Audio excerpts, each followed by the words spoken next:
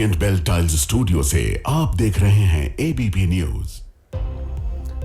नमस्कार, ABP news पर हाजिर हूं मैं रुमाना इसार खान। आप देखना शुरू कर चुके हैं जनहित। जनहित में आज खबरों की शुरुआत इन अज्ञात मददगारों से करेंगे जो पता नहीं कौन हैं, कहां हैं, लेकिन आतंक के सफाए में एक तरीके से भारत का हाथ बटा रहे हैं। आज की बड़ी खबर है लश्कर-ए-तैयबा के आतंकवादी, उसके डिप्टी कमांडर सैफुल्लाह का अज्ञात हमलावरों ने पाकिस्तान में काम तमाम कर दिया। ये वो सैफुल्लाह कसूरी नहीं है जो पहलगाम हमले का मास्टरमाइंड है, उसका हिसाब होना तो अभी बाकी है। पाकिस्तान के सिंध प्रांत में मतली फलकारा चौक पर अज्ञात बंदूकधारियों ने इस आतंकी को गोली मारकर मौत के घाट उतारा। इस तरह भारत के खिलाफ साजिश करने वाले एक और बड़े आतंकी का काम तमाम।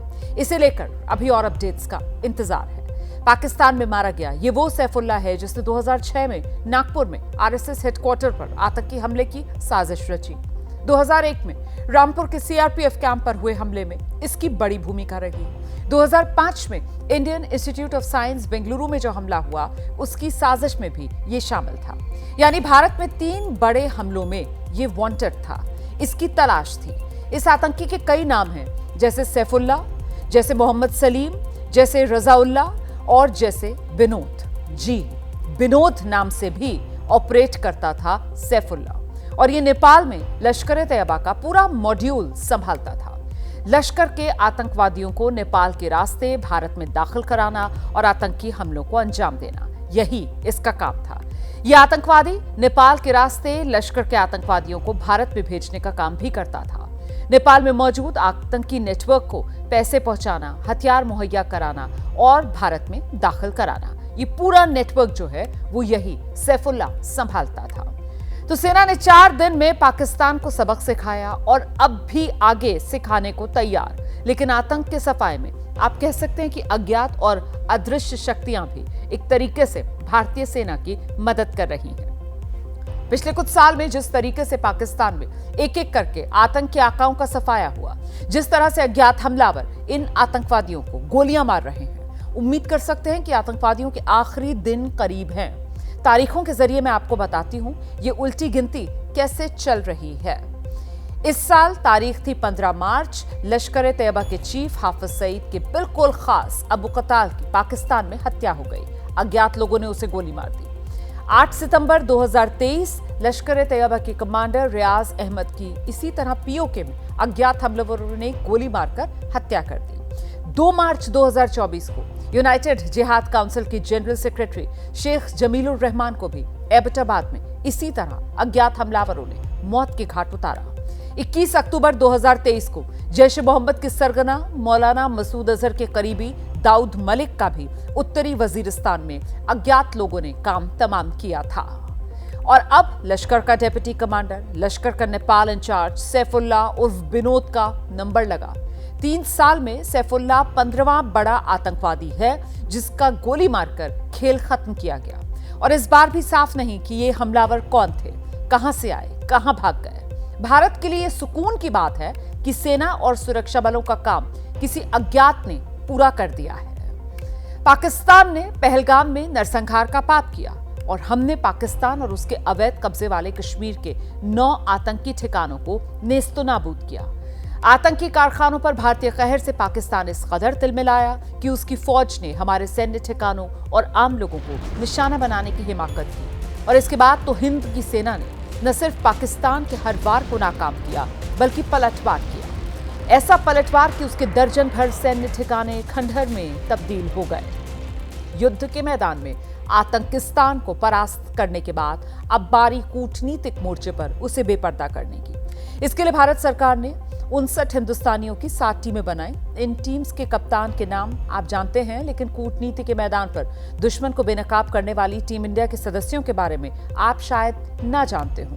तो आज मैं आपको भारत के इन सर्वदलीय सांसद, मंझे हुए राजनेताओं, पूर्व मंत्रियों, भारतीय विदेश सेवा के बेहद काबिल, अनुभवी पूर्व अधिकारियों से सजी टीम्स के बारे में विस्तार से बताऊंगी, जो युद्ध के बाद अब कूटनीति के मैदान में पाकिस्तान पर स्ट्राइक करेंगे। तो आतंकिस्तान अब की बार दुनिया के सामने सिर उठाकर बोलने के लायक नहीं रह जाएगा। हालांकि नकलची पाकिस्तान ने देखा देखी ऐसी ही कोशिश कर डाली, इसके बारे में आपको आगे बताएंगे। लेकिन अभी आप पाकिस्तान से डिप्लोमेटिक वॉर के लिए चुनी गई टीम्स को एक एक कर देखिए। पहली टीम के कप्तान बैजयंत पांड्या, जो ओडिशा के केंद्रपाड़ा से बीजेपी के सांसद, लोकसभा के लिए तीसरी बार चुने गए, 2 बार राज्यसभा सांसद रहे।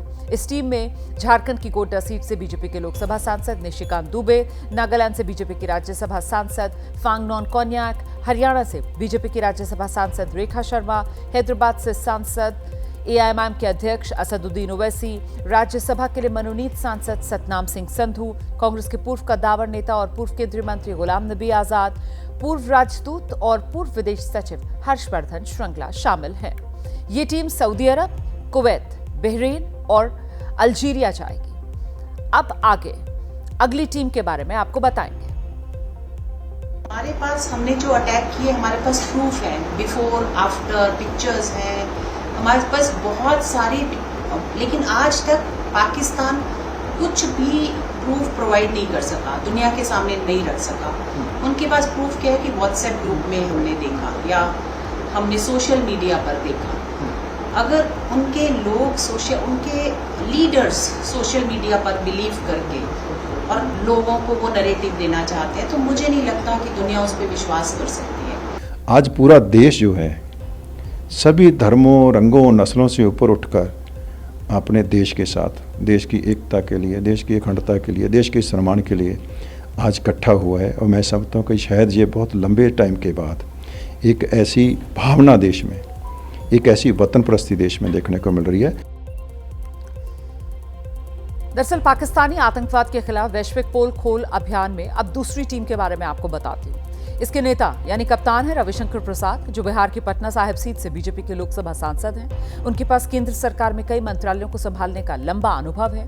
दूसरी बार लोकसभा के लिए वो चुने गए हैं और इससे पहले वो 4 बार राज्यसभा के सदस्य रह चुके हैं। उनकी टीम में पूर्व केंद्रीय मंत्री, आंध्र प्रदेश की राजमुंद्री सीट से बीजेपी की लोकसभा सांसद डी पुरंदेश्वरी हैं, महाराष्ट्र से शिवसेना की राज्यसभा सांसद प्रियंका चतुर्वेदी, जम्मू कश्मीर के रहने वाले राज्यसभा के मनोनीत सांसद गुलाम अली खटाना, पंजाब की फतेहपुर साहिब सीट से कांग्रेस के लोकसभा सांसद डॉक्टर अमर सिंह, पश्चिम बंगाल से बीजेपी के राज्यसभा सांसद समीक भट्टाचार्य, पूर्व केंद्रीय मंत्री और वरिष्ठ पत्रकार एमजे अकबर और पूर्व राजनयिक और अभी राष्ट्रीय सुरक्षा सलाहकार बोर्ड के सदस्य पंकज सरन शामिल हैं।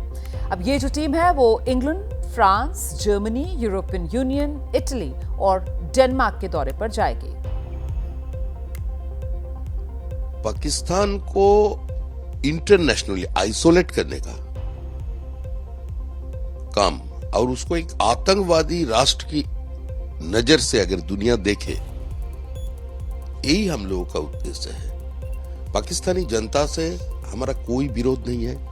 और पाकिस्तान की जो दरिंदगी है उसको जो निहत्ता शहरियों पे जुल्म करता है, जो उसने टेररिज्म का इंफ्रास्ट्रक्चर बनाया है, हमने कुछ डिसमेंटल करा है, उसको बैनुल अक़वामी कम्युनिटी के सामने ये टीम्स, मेंबर पार्लियामेंट्स की डेलीगेशंस और कुछ फॉरेन सर्विसेज के लोग, अधिकारी और कुछ सीनियर लीडर्स इस डेलीगेशंस में डिफरेंट रीजन्स में जा रहे हैं और अपनी बात को मजबूती से रखेंगे। तो हर टीम में मिनी भारत की झलक है। इसमें हर पार्टी के नेता हैं, विदेश सेवा में बरसों तक सेवा दे चुके अनुभवी राजनयिक हैं। और अब तीसरी टीम बताते हैं, जिसके नेता हैं जेडीयू के राज्यसभा सांसद संजय कुमार झा, पार्टी के कार्यकारी अध्यक्ष हैं, जेएनयू से पढ़े हैं, बिहार सरकार में मंत्री रह चुके हैं। उनके साथ इस टीम में पूर्व आईएएस अधिकारी और ओडिशा की भुवनेश्वर सीट से बीजेपी की सांसद अपराजिता सारंगी, पूर्व क्रिकेटर और पश्चिम बंगाल की बहरामपुर से टीएमसी सांसद यूसुफ पठान, पूर्व डीजीपी और यूपी से बीजेपी के राज्यसभा सांसद ब्रजलाल, केरल से सीपीएम के राज्यसभा सांसद जॉन ब्रिटास, असम की लखीमपुर सीट से बीजेपी सांसद प्रदान बरुआ, गुजरात की वडोदरा से बीजेपी सांसद हिमांग जोशी, पूर्व विदेश मंत्री और कांग्रेस नेता सलमान खुर्शीद और फ्रांस में पूर्व राजदूत मोहन कुमार शामिल हैं। अब ये टीम सबसे बड़े मुस्लिम देश इंडोनेशिया के साथ साथ मलेशिया, दक्षिण कोरिया, जापान और सिंगापुर जाएगी। आतंकिस्तान की सबसे बड़ी पनाहगाह पाकिस्तान की कलई खोलने जाने वाली चौथी टीम में कौन कौन शामिल है, अब जरा ये देखिए आप। इसकी अगुवाई डॉक्टर श्रीकांत शिंदे कर रहे हैं, जो पेशे से डॉक्टर हैं, महाराष्ट्र की कल्याण सीट से शिवसेना के लोकसभा सांसद। वो उप मुख्यमंत्री और पार्टी प्रमुख एकनाथ शिंदे के बेटे हैं। श्रीकांत लगातार तीसरी बार लोकसभा के लिए चुने गए। उनके साथ नई दिल्ली सीट से बीजेपी की लोकसभा सांसद बांसुरी स्वराज, केरल की मल्लपुरम सीट से चौथी बार के आईयूएमएल सांसद ईटी मोहम्मद बशीर, यूपी की गाजियाबाद सीट से बीजेपी सांसद अतुल गर्ग, बीजेटी के राज्यसभा सांसद समिस्त पात्रा, बिहार से बीजेपी के राज्यसभा सांसद और बार काउंसिल ऑफ इंडिया के अध्यक्ष मनन कुमार मिश्रा, पूर्व केंद्रीय मंत्री एसएस अहलूवालिया और पूर्व राजनयिक और अभी मनोहर पर्रिकर रक्षा अध्ययन और विश्लेषण संस्थान के महानिदेशक सुजान चिनॉय शामिल हैं। श्रीकांत शिंदे समेत 8 सदस्यों वाली ये जो टीम है वो संयुक्त अरब अमीरात, इसके अलावा वो कांगो जाएगी, सिएरा लियोन जाकर पाकिस्तान की पोल खोलने का काम करेगी। हमारा निशाना पाकिस्तान की आवाम नहीं है, हमारा निशाना ना ही पाकिस्तान की फौज थी। हमारा निशाना सिर्फ पाकिस्तान में पलते हुए आतंकवादियों का जो सेंटर सब है वो हमारे निशाने में थे, क्योंकि ये जघन्य कृत्य उन्होंने किया था। उनको खत्म करने के लिए सारा निर्णय हुआ था और आज उसी को एक्सपोज करने के लिए, उसी का मुखौटा उतार कर उनका असली चेहरा बताने के लिए ये मेरे ख्याल से ये प्रतिनिधि दल जा रहा है। ये एक बहुत अच्छा अवसर है सारे विश्व को बताने के लिए कि हम भले ही भिन्न भिन्न पॉलिटिकल पार्टी से हो, पर जब राष्ट्र की बात आती है हम सब एक हैं और एक सोच, एक विचार और एक आदर्श के साथ हम आगे बढ़ रहे हैं। और ये जो मुहिम है जरूर भारत की आवाज को और बुलंद करेगा। और अब जरा पांचवी टीम से मिलिए। इसके कप्तान को लेकर कांग्रेस के भीतर कोहराम है। इस टीम के कप्तान विदेश नीति के बड़े जानकार, 25 किताबों के लेखक, संयुक्त राष्ट्र में 29 साल तक काम कर चुके डॉक्टर शशि थरूर हैं, जो डॉक्टर मनमोहन सिंह सरकार में विदेश राज्य मंत्री रह चुके हैं और फिलहाल केरल की तिरुवनंतपुरम से कांग्रेस के चौथी बार के सांसद हैं। संसद की विदेश मामलों की स्थायी समिति के अध्यक्ष हैं। टीम थरूर में बिहार की समस्तीपुर सीट से एलजेपी रामविलास की सांसद शांभवी, झारखंड से जेएमएम की राज्यसभा सांसद डॉक्टर सरफराज अहमद, आंध्र प्रदेश की अमलापुरम सीट से टीडीपी के सांसद जीएम हरीश बालियोगी, उत्तर प्रदेश की देवरिया सीट से बीजेपी सांसद शशांक मणि त्रिपाठी, असम से बीजेपी के राज्यसभा सांसद भुवनेश्वर कलिता, महाराष्ट्र से शिवसेना के राज्यसभा सांसद मिलिंद देवड़ा, बेंगलुरु दक्षिण से बीजेपी सांसद तेजस्वी सूर्या और अमेरिका में पूर्व राजदूत तरनजीत सिंह संधू शामिल हैं। ये team America, Panama, Guyana, Brazil और कोलंबिया जाएगी। इस टीम में शामिल शशि थरूर और तरनजीत संधू का अमेरिका से डील करने का गहरा अनुभव रहा है। It's a very great honor. As a citizen, being called upon to serve the nation at a time of crisis is a matter of a duty for all of us. At the same time, for me, it is an honor that I've been asked to lead the delegation, and I look forward very much to playing my part. I've always said that when my services are required by the nation, and I had no hesitation in accepting the kind invitation of the government, which to my mind is nothing to do with politics and everything to do with our country's national interests. And national interests, to my mind, are always above everything else. आतंकिस्तान को बेनकाब करने के अभियान पर निकलने वाली छठी team में कौन कौन है, अब जरा वो देख लीजिए। इस ग्रुप के नेता हैं कन्निमोई करुणानिधि, जो तमिलनाडु की थुत्तुकुड़ी सीट से डीएमके की सांसद हैं। वो मुख्यमंत्री एमके स्टालिन की बहन हैं, जो लगातार 2 बार लोकसभा चुने जाने से पहले 2 बार राज्यसभा की सदस्य रह चुकी हैं। इस टीम में उत्तर प्रदेश की घोसी सीट से समाजवादी पार्टी के सांसद राजीव राय, जम्मू कश्मीर की अनंतनाग राजौरी सीट से नेशनल कॉन्फ्रेंस के सांसद मियां अल्ताफ अहमद, कर्नाटक की दक्षिण कन्नड़ सीट से बीजेपी सांसद कैप्टन ब्रजेश चौटा, बिहार से आरजेडी के राज्यसभा सांसद प्रेमचंद गुप्ता, पंजाब से आम आदमी पार्टी के राज्यसभा सांसद अशोक मित्तल, पूर्व राजनयिक मंजीव पुरी और पूर्व राजनयिक जावेद अशरफ शामिल हैं। ये team Spain, Greece, Slovenia, Latvia और रूस जाएगी। मान महसूस हो रहा है, बड़ा फक्र महसूस हो रहा है कि मुझे भारत सरकार ने इस नोबल मिशन के लिए चुना, जिसमें हम पूरी दुनिया को संदेश देने जा रहे हैं। अपने मिशन जिसका नाम हमने रखा है one mission one message one Bharat के द्वारा कि भारत दुनिया के किसी कोने में भी उग्रवाद का, आतंकवाद का समर्थन नहीं करता और उसको कुचलने के लिए पूरी तरह से सब लोगों के, सब देशों के साथ खड़ा है।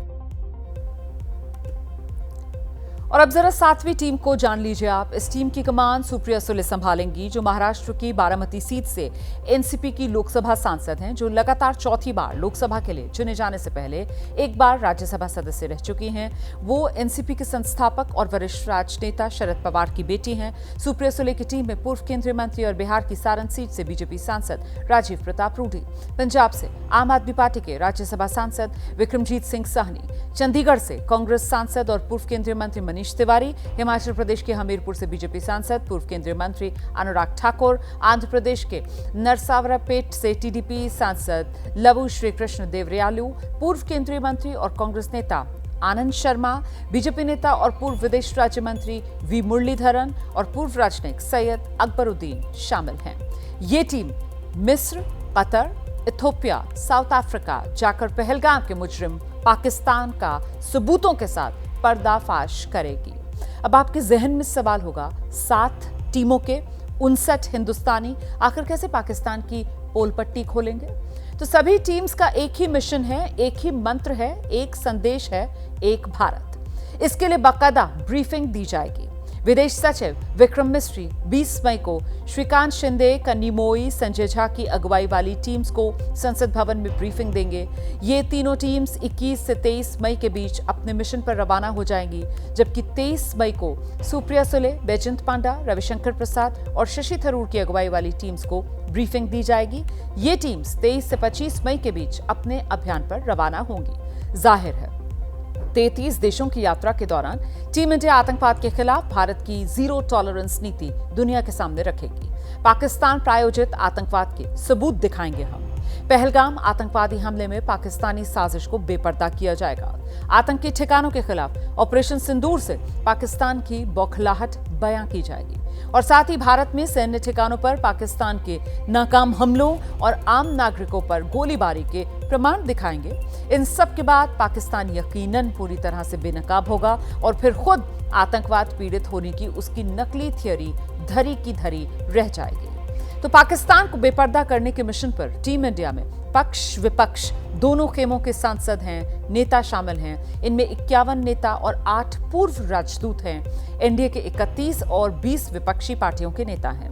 विपक्ष से कांग्रेस के 4 नेता हैं, लेकिन इनमें से पार्टी की पसंद के मुताबिक सिर्फ एक नाम आनंद शर्मा का है, जबकि 3 नाम ऐसे हैं जिनकी सिफारिश कांग्रेस ने नहीं की। इस पर पार्टी को सरकार से नाराजगी है। कांग्रेस ने ऑपरेशन सिंदूर को लेकर केंद्र पर राजनीति के आरोप लगाए। सुनिए जयराम रमेश क्या कह रहे हैं। तरीके से आपको डेलीगेशन भेजना है, ठीक है, उसका स्वागत करते हैं। वो डेलीगेशन में कौन होगा, कौन विशेषज्ञ होंगे, कौन रिटायर्ड जनरल होगा, रिटायर्ड आईएफएस ऑफिसर होगा, वो आपका निर्णय है। पर अगर आप सांसदों को शामिल करोगे तो आप जो वो दल है उन नेताओं से तो पहले बात करो ना, उनकी अंतरात्मा की आवाज़ वो सुने। हमारी पार्टी की ओर से हमसे 4 नाम मांगे गए थे, हमने 4 नाम दिए। बस इस पर और राजनीति करना मैं समझता हूँ उचित नहीं होगा। इस मामले को यहीं खत्म कर देना चाहिए। देखिए, जब से पाकिस्तान का जन्म हुआ उसकी कुंठा एक ही रही कि कैसे भारत लगातार दुनिया में ताकत के रूप में उभर रहा है और कैसे पाकिस्तान भारत के खिलाफ साजिशें रचने के बाद भी नाकामयाब रहा।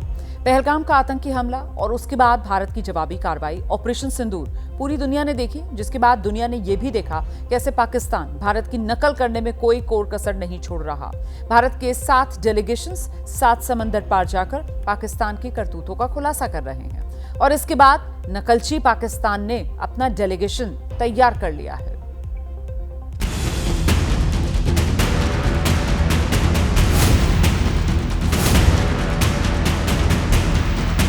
भारत के सैनिक मां भारती की जय बोलते हैं तो दुश्मन के कलेजे कांप जाते हैं। नौजवान अफसरों और जवानों, हिम्मत और जवान मर्दी से आपने उस घमंड और गरूर को आपने खाक में मिला दिया। भारत ने पाकिस्तान को बस अभी झांकी दिखाई है, यानी पूरी पिक्चर बाकी है। फिर भी पाकिस्तान अपनी करतूतों से बाज आ जाए, बताना मुश्किल है।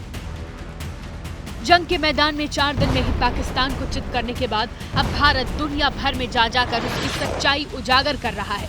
ये सब देख पाकिस्तान एक बार फिर घबराया हुआ है।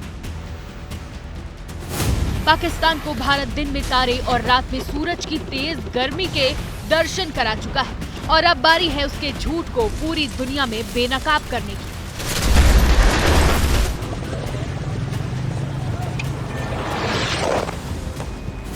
लेकिन नकलची पाकिस्तान बीते दिनों में एक के बाद एक की नकल उतारने की कोशिश कर रहा है। भारत की नकल करते हुए पाकिस्तान भी दुनिया भर के देशों के सामने अपना पक्ष रखने के लिए एक डेलीगेशन तैयार कर चुका है। 13 मई को सुबह सुबह प्रधानमंत्री नरेंद्र मोदी ऑपरेशन सिंदूर की सफलता के बाद भारतीय सेना के जोश को और हाई करने पंजाब के आदमपुर एयरबेस पहुंचे थे। देश के वीर जवानों को शानदार सफलता के लिए बधाई भी दी। मैं वीरों की इस धरती से आज एयरफोर्स, नेवी और आर्मी के सभी जाबाजों, बीएसएफ के अपने शूरवीरों को सैल्यूट करता हूं। पीएम मोदी ने इससे पहले राष्ट्र को संबोधित कर पाकिस्तान को सख्त चेतावनी भी दी थी। फिर क्या था, पाकिस्तान के प्रधानमंत्री शहबाज शरीफ के पास अपनी झूठी इज्जत बचाने के लिए कोई रास्ता नहीं बचा और वो अपने हताश और निराश सैनिकों के बीच अगले ही दिन सियालकोट के पसरूर छावनी पहुंचकर डींगे मारने लगे ताकि पाकिस्तान के काले सच को छिपाया जा सके। जमीन पर जिस तरह आपने दुश्मन को, उनके ठिकानों को बर्बाद किया, दुश्मन के जहाजों को बर्बाद किया, ये कोई मामूली कारनामा नहीं। आपको याद दिला दें कि पाकिस्तान ने आदमपुर एयरबेस के बारे में झूठ फैलाने की कोशिश की थी, जिसे प्रधानमंत्री मोदी ने वहां कदम रखते ही पाकिस्तान के झूठ से पर्दा उठा दिया। लेकिन 14 मई को पाकिस्तान के प्रधानमंत्री जिस तरह अपनी पूरी ताकत के साथ टैंक पर चढ़े दिखे, उससे एक सच और सामने आया कि इन तस्वीरों में पाकिस्तानी एयरबेस के किसी भी हिस्से को नहीं दिखाया गया। इसलिए मजबूरी में शहबाज शरीफ को टैंक पर चढ़कर अपने जिहादी जनरल आसिम मुनीर के साथ आना पड़ा। युद्ध के मैदान में भारत पाकिस्तान को 4 दिन में ही धूल चटाने के बाद अब पाकिस्तान की हकीकत से दुनिया को रूबरू कराने के लिए अलग अलग 7 डेलीगेशन भेज रहा है। जाहिर है पाकिस्तान एक बार फिर भारत के सख्त रुख से घबराया हुआ है। अब भारत की नकल करते हुए इस बार भी शहबाज शरीफ ने झूठ और बड़ा झूठ बनाने के लिए पाकिस्तान पीपुल्स पार्टी के अध्यक्ष और पूर्व विदेश मंत्री बिलावल भुट्टो को इसकी जिम्मेदारी सौंपी है। पाकिस्तान ने बिलावल के नेतृत्व में जो टीम बनाई है उसमें पूर्व मंत्री खुर्रम दस्तगीर खान, हिना रब्बानी खार और पूर्व विदेश सचिव जलील अब्बास जिलानी शामिल है। हालांकि पाकिस्तान के इस नकलची रवैये पर सवाल उठ रहे हैं।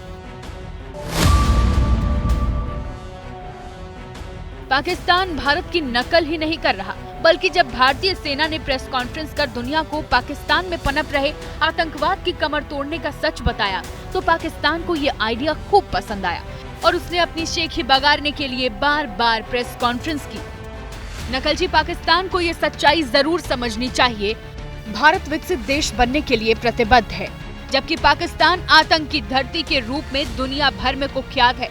भारत दुनिया की चौथी सबसे बड़ी अर्थव्यवस्था है और भारत का रक्षा बजट 6.81 लाख करोड़ रुपए है, जबकि पाकिस्तान का कुल बजट 5.47 लाख करोड़ रुपए है।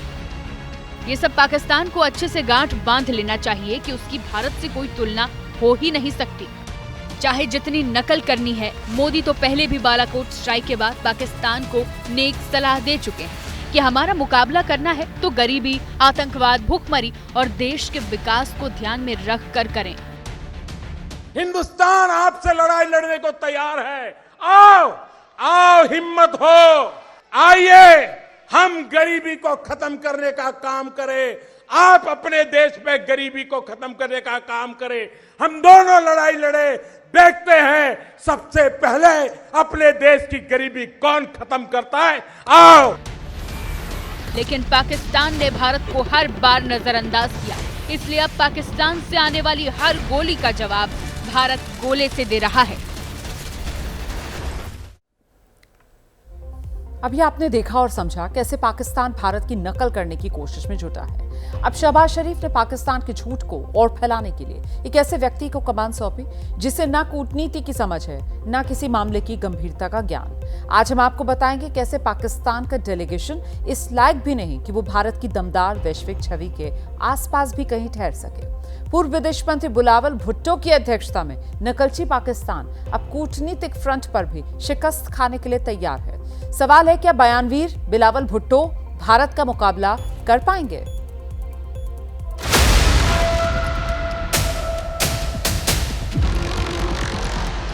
इस दरिया से हमारा पानी बहेगा या उनका खून बहेगा।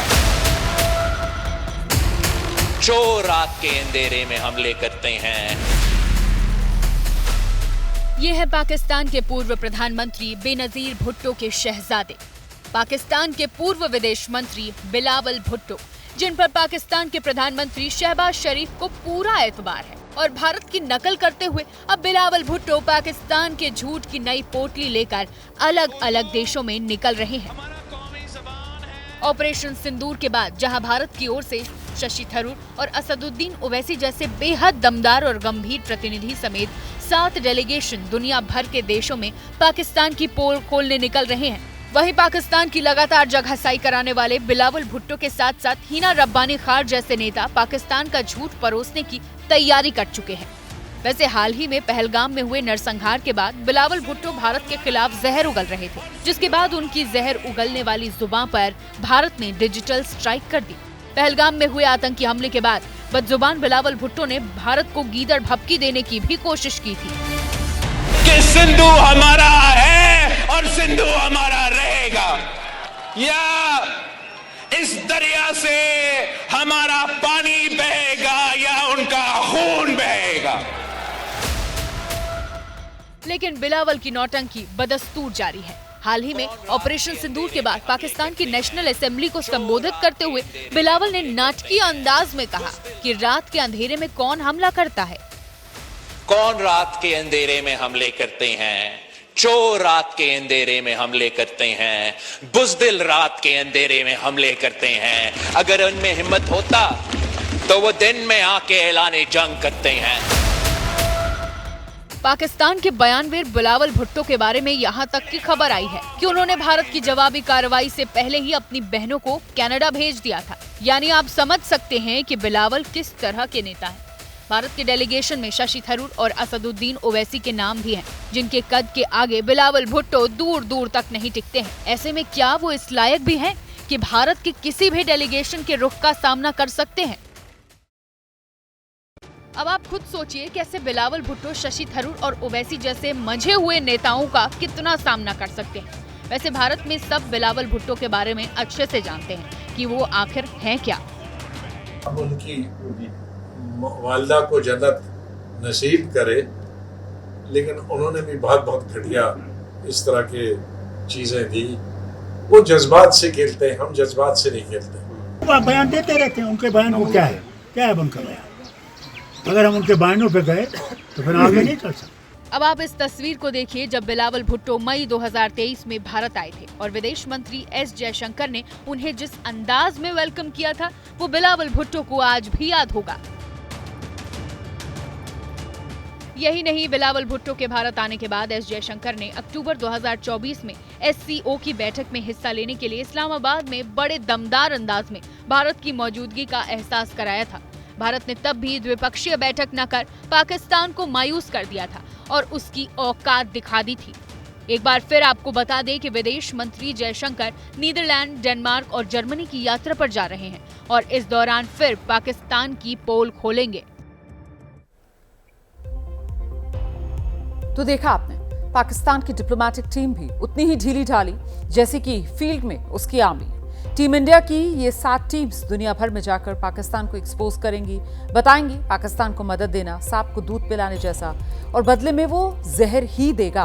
वैसे भारत जिस एजेंडे पर आगे बढ़ा है उसका असर दिखने लगा है। आईएमएफ ने भारत के विरोध के बावजूद पाकिस्तान को फंड तो दे दिया, लेकिन भारत के एतराज के बाद उस फंड पर अब शर्तों का पहरा बिठाया गया है। आईएमएफ ने पाकिस्तान पर 11 नई शर्तें लगाई हैं। पाकिस्तान पर आईएमएफ की अब 50 शर्तें हो गई हैं। पाकिस्तान को खर्च और बजट आईएमएफ तय करेगा। इनमें 10,700 अरब रुपए विकास पर खर्च करने ही होंगे। सड़क पर कई बार भिखारी ये कहकर पैसा मांगता है, साहब भूखा हूं, सुबह से कुछ खाया नहीं है, आप दया दिखा दो, और बाद में दिखता है कि उन पैसों से वो जुआ खेल गया। लेकिन पाकिस्तान अब ऐसा नहीं कर पाएगा। उसे साबित करना पड़ेगा कि जो पैसा उसने आटे दाल के नाम पर लिया वो उसी पर खर्च किया है या कि आतंकवाद को पालने पोसने में। पाकिस्तान के पांव पालने में आईएमएफ ने भी देखे, इसीलिए 11 शर्तें रखने के साथ उसने चेतावनी दी। आईएमएफ ने कहा, अगर भारत और पाकिस्तान में तनाव जारी रहता है या फिर बढ़ता है तो पाकिस्तान में सुधार कार्यक्रमों के लिए जोखिम बढ़ सकता है। आपको बताएंगे आईएमएफ की 11 नई शर्तें पाकिस्तान के पीठ पर कितना बड़ा हंटर है। लेकिन उससे पहले आप रक्षा मंत्री राजनाथ सिंह का 16 मई का एक बयान सुनिए। निश्चित रूप से इंटरनेशनल मॉनेटरी फंड से आने वाले $1 बिलियन के बड़े हिस्से को टेरर इंफ्रास्ट्रक्चर को फंड करने में इस्तेमाल होगा, ऐसा मेरा मानना है। क्या यह इंटरनेशनल मॉनेटरी फंड IMF द्वारा, जो कि एक इंटरनेशनल ऑर्गेनाइजेशन है, उसके द्वारा इनडायरेक्ट फंडिंग इसे नहीं माना जाएगा? भारत और पाकिस्तान की सेनाएं आमने सामने थी और उस बीच इंटरनेशनल मॉनेटरी फंड IMF ने पाकिस्तान को 2 टुकड़ों में $2.4 अरब की किस्त जारी करने की मंजूरी दी। भारत ने इसे आतंकी फंडिंग जैसा बताते हुए विरोध दर्ज कराया और IMF की वोटिंग का बॉयकॉट किया।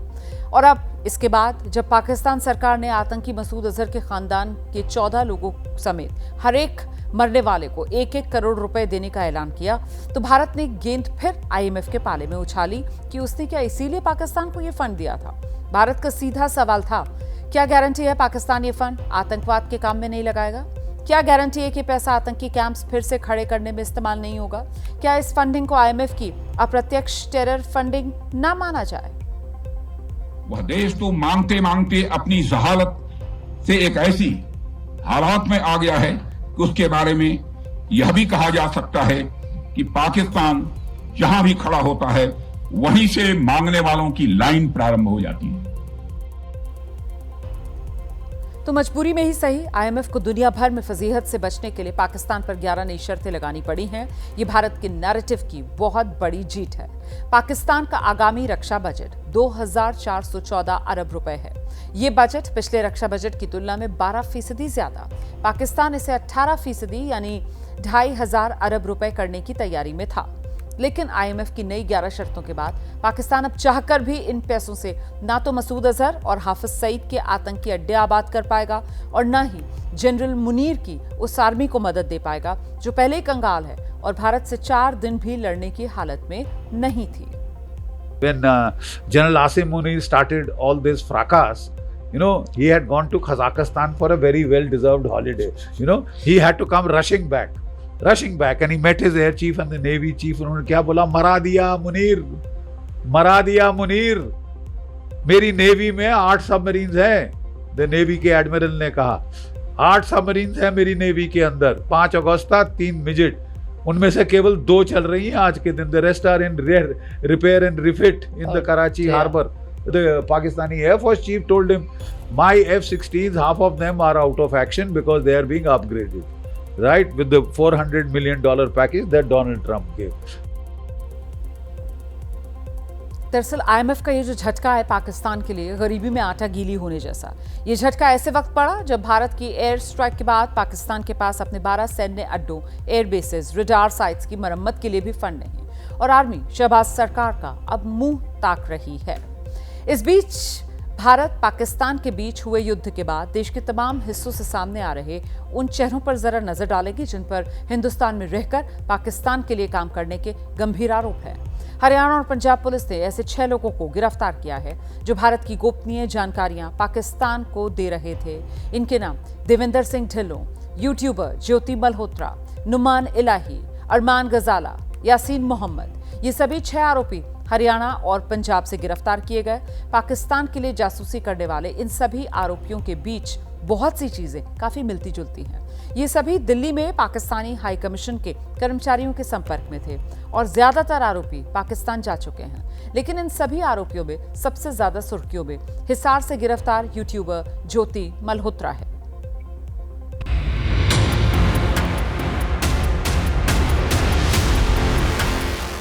जिस हरियाणा की छोरियां पूरे दुनिया में देश का नाम ऊंचा कर रही हैं, उसी हरियाणा से निकली ज्योति मल्होत्रा पाकिस्तान के लिए जासूसी के आरोप में जेल जा पहुंची है।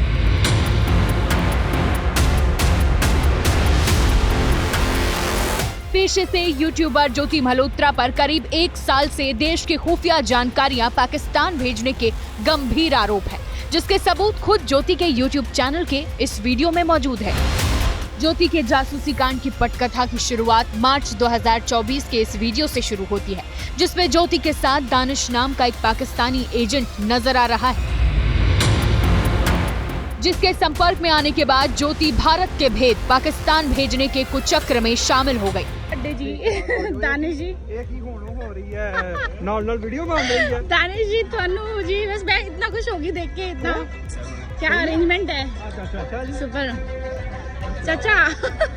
योम पाकिस्तान जैसे आपका जो है ना 26 जनवरी ऐसे ही हमारे 23 मार्च है, इसमें करार आज़ादी पाकिस्तान 1940 में मंजूर हुई थी। इसमें ये हाँ नेशनल डे है ये हमारा, और इसमें रिपब्लिक को योम पाकिस्तान हम इसे कहते हैं, पाकिस्तान डे। और अभी जो ये पार्टी होती है इसको क्या बुलाते हैं? अफ्तारी था, क्योंकि ये रमजान चल रहा है तो इसलिए अफ्तार कम डिनर था। दरअसल पाकिस्तानी हाई कमीशन के कर्मचारी दानिश की मदद से ही ज्योति ने पहली बार पाकिस्तान का वीजा हासिल किया।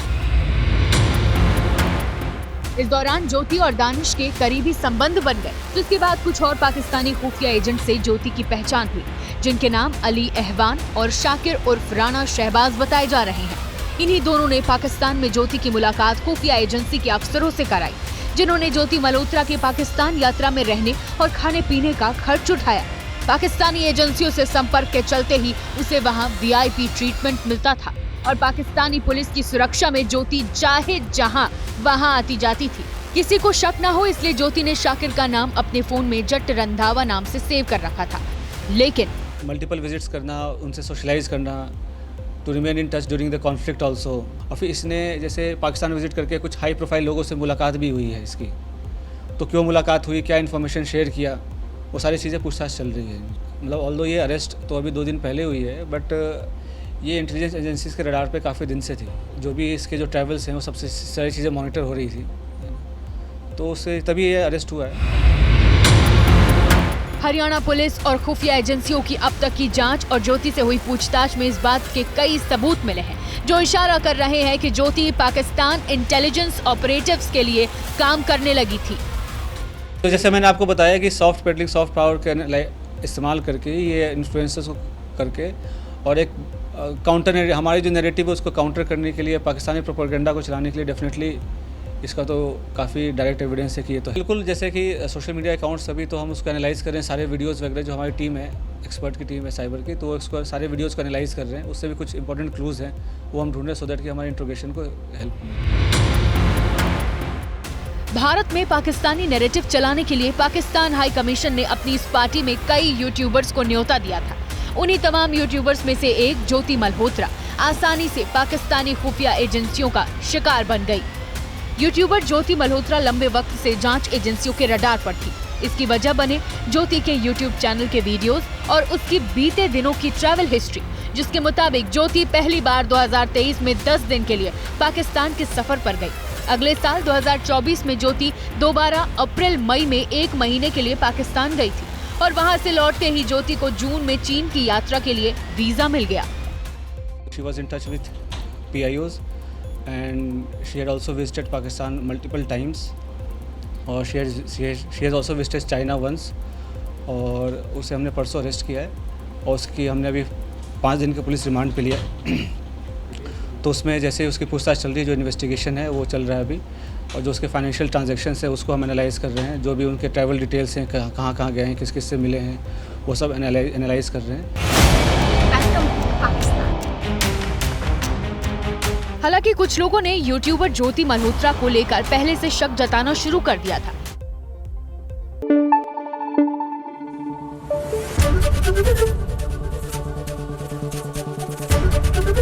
एबीपी न्यूज आपको रखे आगे।